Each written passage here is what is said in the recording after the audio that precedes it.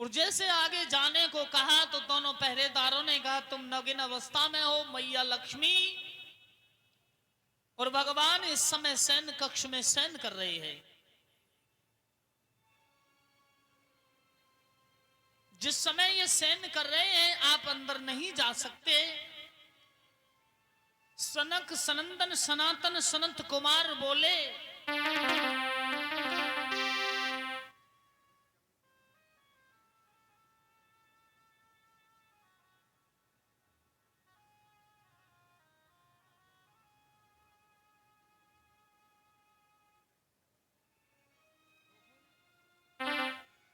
और 51 रुपए भगत जी इधर आओ।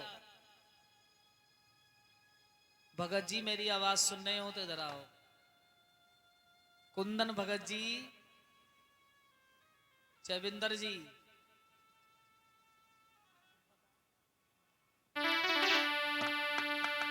बैठ जाओ। अभी 20 मिनट आरती कराएंगे, 30 मिनट बाद।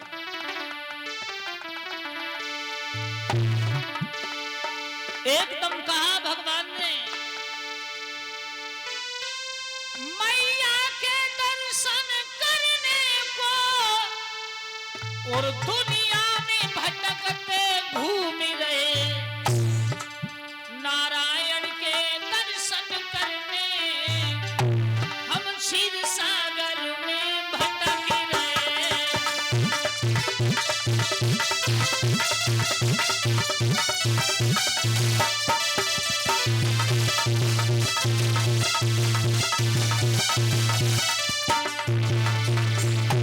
जवाब दिया कि भगवान श्री हरि नारायण के दर्शन करने के लिए आए हैं और हमें आगे जाने दो। दोनों पहरेदार जय और विजय कहने लगे पागल हो रहे हो, शरीर पर वस्त्र नहीं, मैया लक्ष्मी और भगवान श्री हरि नारायण शयन कर रहे हैं, सो रहे हैं और तुम नंगे आगे भागे चले जा रहे हो। हट, भाग जाओ यहां से।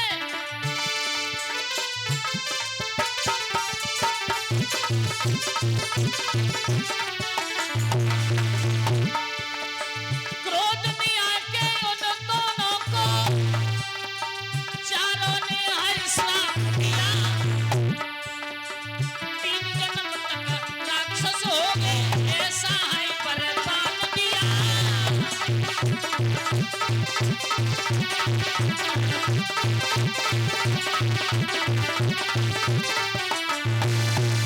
चारों ऋषियों ने कहा कि तुम 3 जन्म तक लगातार राक्षस योनि को प्राप्त हो गए और भगवान श्री हरि नारायण के लिए कहा कि तुम्हें भी इन 3 जन्मों में अवतार लेकर के भूतल पर जाना होगा। वही चारों ऋषियों के श्राप से पहले जन्म में हिरण्याक्ष और हिरण्यकश्यपु बने, दूसरे जन्म में रावण और कुंभकर्ण बने, तीसरे जन्म में शिशुपाल और दंतवक्र बने। वो जय और विजय भगवान विष्णु के दोनों पहरेदार हिरण्याक्ष को 12 रूप सूकर रूप धारण किया है भगवान नारायण ने। हिरण्यकश्यपी को मारने के लिए नरसिंह अवतार धारण करना पड़ा और राम रूप धारण करके रावण कुंभकर्ण को मारा है। कृष्ण अवतार लेकर के शिशुपाल और दंतवक्र को मारा है। हे महाराज परीक्षित, हिरण्याक्ष बहुत महाबली बलवान था। हिरण्याक्ष ने अपनी भुजाओं से पृथ्वी को कई बार ऊपर उठाया और एक बार तो इस संपूर्ण पृथ्वी को ले जाके उसने पाताल में अपने लोक में छुपा दिया। एक दिन गदा हाथ में लेके पहुंचा कैलाश शिखर पर। हे भोलेनाथ, हमारे समान कोई लड़ने के लायक है? लड़ने के लिए आए हैं, आओ हमसे युद्ध करो। भगवान भोले बाबा कहने लगे बेटा क्षमा करना, हम तुमसे युद्ध नहीं कर सकते। जवाब दिया कोई है जो हमारी ताकत को आजमाए? कह दिया ब्रह्मलोक में चले जाओ। अब क्या था, ब्रह्मलोक की ओर चले।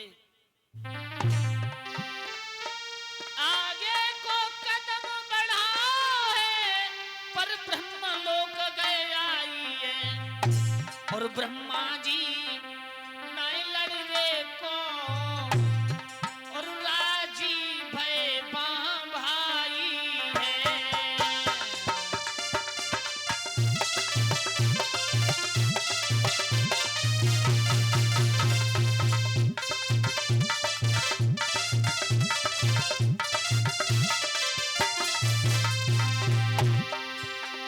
ब्रह्मलोक में जाकर के कहने लगा, ओ ब्रह्मा, हम तुमसे युद्ध करने आए हैं, आओ।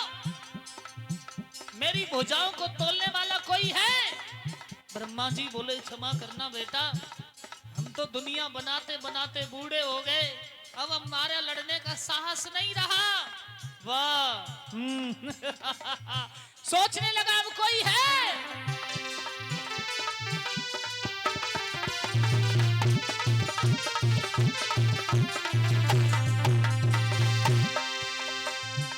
ऐसा दुनिया में कोई नहीं है जो हमसे युद्ध कर पाएगा। हिरणाक्ष के सम्मुख पल भर भी ना अभी ये टिकने पाएगा।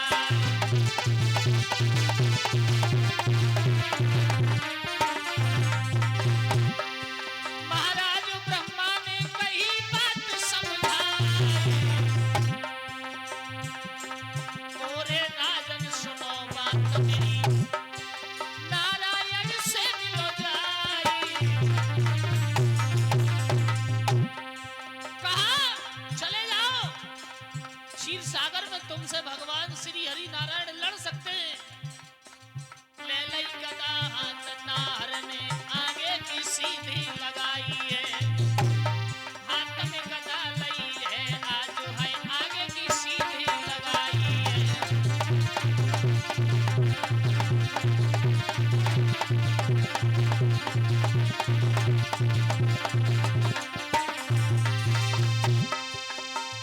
अरे सीधी लगाई है, आगे की सीधी लगाई है, आगे की सीधी लगाई है। हाथ में गदा लई नार ने आगे की सीधी लगाई है।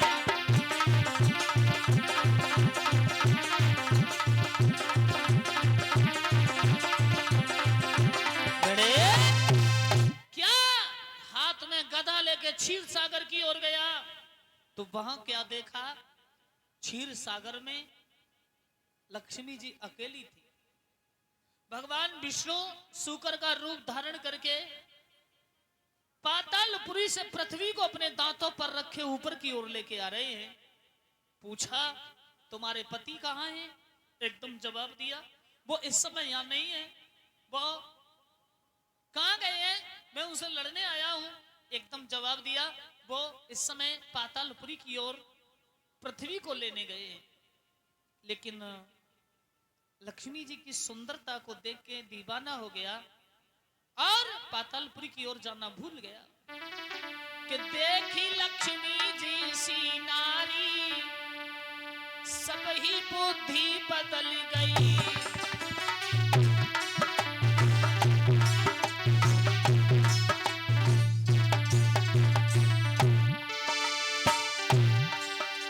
और बुद्धि बदल गई, सब ही बुद्धि बदल गई। देखी देखी देखी लक्ष्मी जी सी नारी, सब ही बुद्धि बदल गई।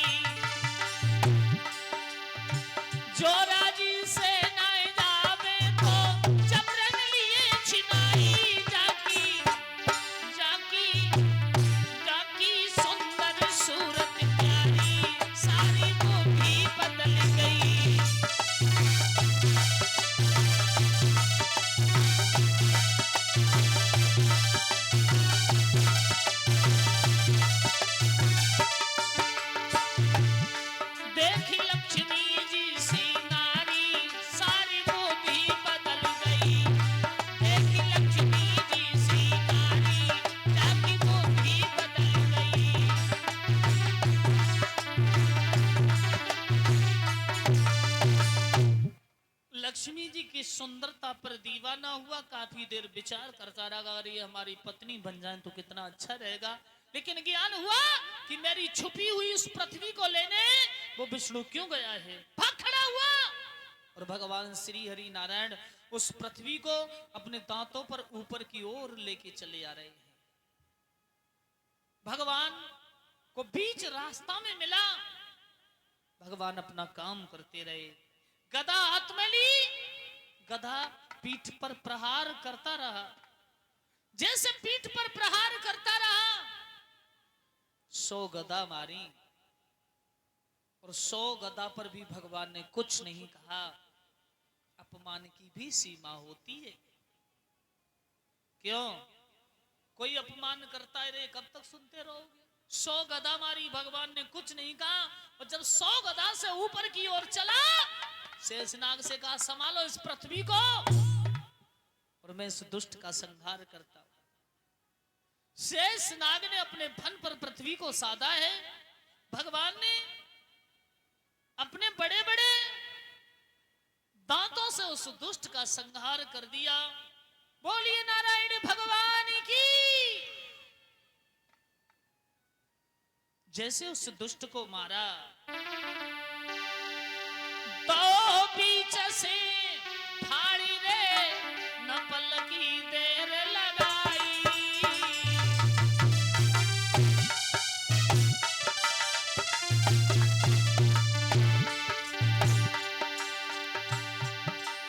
नारायण ने महिषाक्ष को तीनों स्वर्ग पठाई।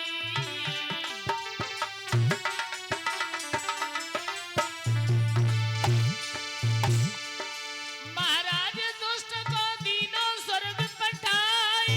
धन्य धन्य ऐसे नारायण तीनों धर्म लुभाए।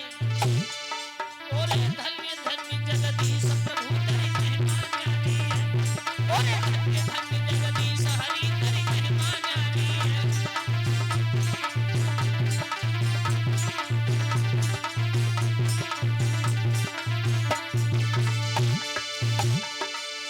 महिमा न्यारी है, अरे तेरी महिमा न्यारी है। और धन्य धन्य जगदीश हरि तेरी महिमा न्यारी है।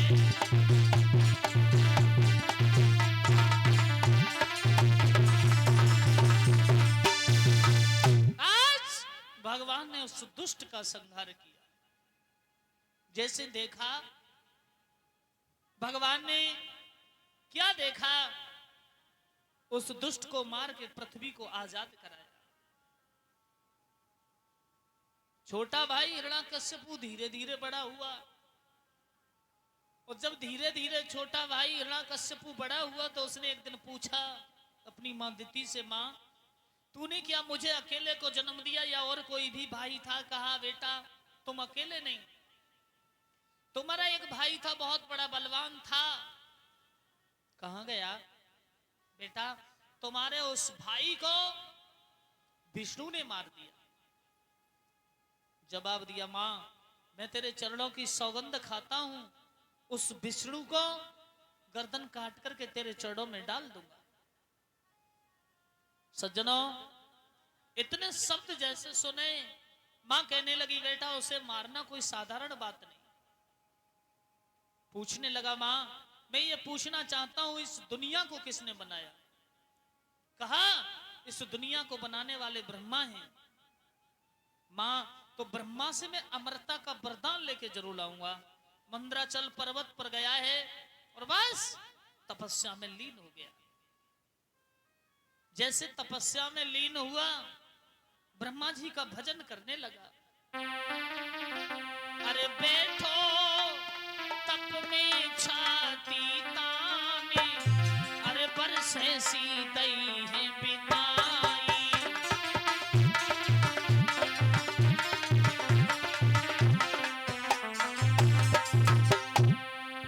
तपस्या में लीन हो गए। अरे बरसे सीतई बिताई।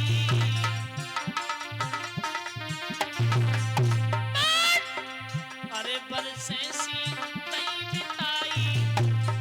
ब्रह्मा जी के भजन में भाई।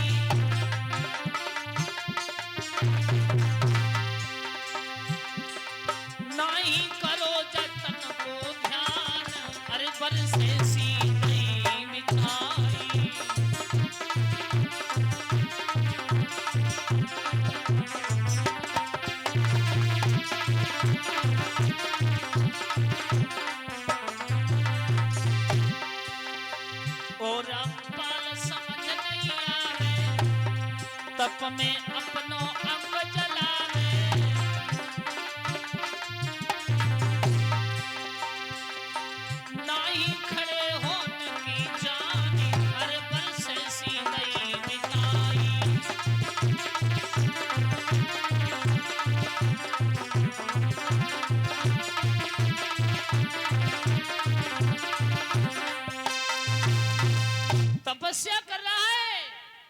और जैसे ब्रह्मा जी ने देखा कि एक महान पुरुष मेरी तपस्या कर रहा है, ब्रह्मा जी सामने आके खड़े हो गए और कहा, मांगो, क्या मांगना चाहते हो?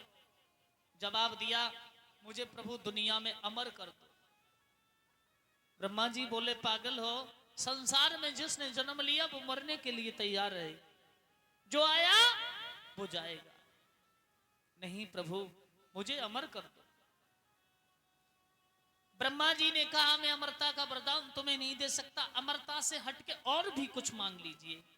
एकदम जवाब दिया, मैं मांगू? कहा, मांगो। कि ना निस में मरूं, ना दिन में मरूं, और ना धरती पर, ना ही स्वर्ग में मरूं।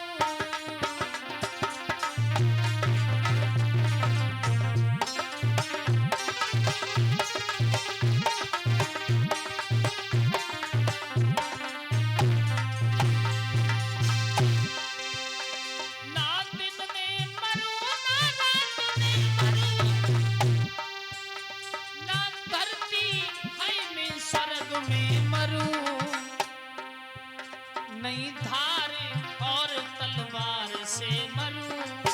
बोले, नहीं धार और तलवार से मरूं, नहीं नर नारी करतार से मरूं।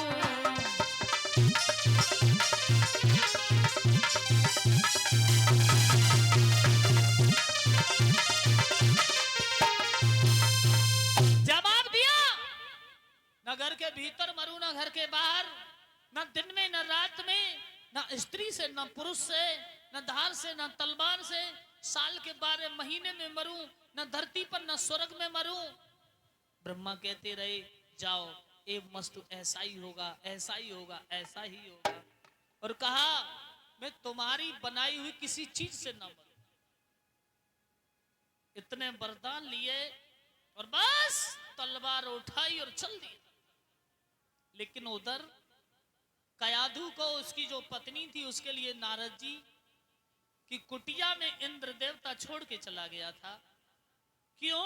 इंद्र कयाधु का हरण करके ले जा रहा था। नारद मिल गए। नारद ने कहा, कहां ले जा रहे हो? जवाब दिया, हम अपनी पत्नी बना के रखेंगे। एक ही जवाब दिया, ब्रह्मा से वरदान लेके चला आ रहा है। इंद्र डर की वजह से कुटिया में छोड़ गए। अब कयाधु ने क्या देखा कि बाबा नारद की कुटिया में एक पिंजड़ा है, उस पिंजड़े के अंदर मैना यानी तोता टंगा हुआ है। साधन सदन कहे सुखकारी, और आसादु गृह दे गिन गिन गारी।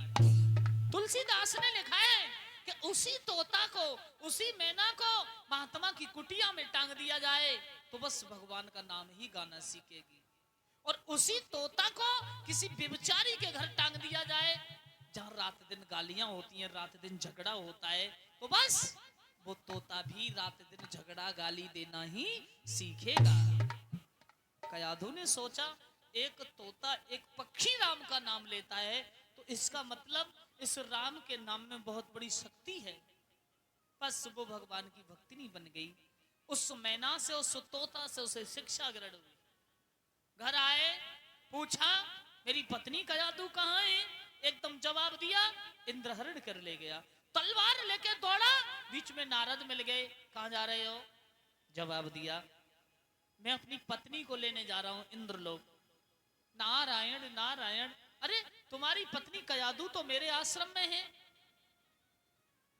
जवाब दिया, नारद, अब नारायण का नाम लेना छोड़ दो। आज से जय हिरण्याकश्यपु, जय हिरण्याकश्यपु का जाप करो। अगर तुम नारायण का नाम लोगे, क्यों, वो मेरा दुश्मन है, मेरा शत्रु है। अगर तुम उसका नाम लोगे तो हम तुम्हें जिंदा नहीं छोड़े। वाह! अब नारद जी कहने लगे, जय हिरण्याकश्यपु, जय हिरण्याकश्यपु। अरे बेटा, तुम्हारी जो पत्नी कयाधु मेरी कुटिया में है। घर गए, देखा कुटिया में कयाधु बैठी है। बस थोड़ी पत्नी को देखा, थोड़ी गुस्सा ठंडी हुई और पत्नी को साथ लिया। कयाधु बोले, घर चलते हैं। बस घर चले आए। पत्नी इतनी भौरी हो गई, पति महाराज खाना मांगते हैं, पूछती हैं, तुम्हारे दुश्मन कौन है? कहते हैं नारायण। अरे पी रहे हैं। पिया, बताना तुम्हारे दुश्मन कौन है, मैं भूल गई। अरे पहले तो बताया नारायण। अरे सोने के लिए जा रहे हैं, तुम्हारे दुश्मन कौन है, मैं भूल गई। कितनी बार कहा नारायण मेरे दुश्मन। सारी रात में इतनी भोरी बन गई कयाधु, 108 बार नाम उस दुष्ट के मुंह से भगवान का कहलवा दिया। अब तो बड़े भक्त बन गए, रजोगुण को छोड़ के सतोगुण की ओर आने लगे। और उसी रात को गर्भाधान होता है, एक बड़े सुंदर बालक का जन्म होता है, जिसका नाम विद्वानों ने प्रहलाद रखा। प्रहलाद धीरे धीरे बड़े महान सुंदर बालक की उत्पत्ति हुई। छोटा जब हुआ, बड़ा जब हुआ, अरे भैया ये रोनों को झूनों को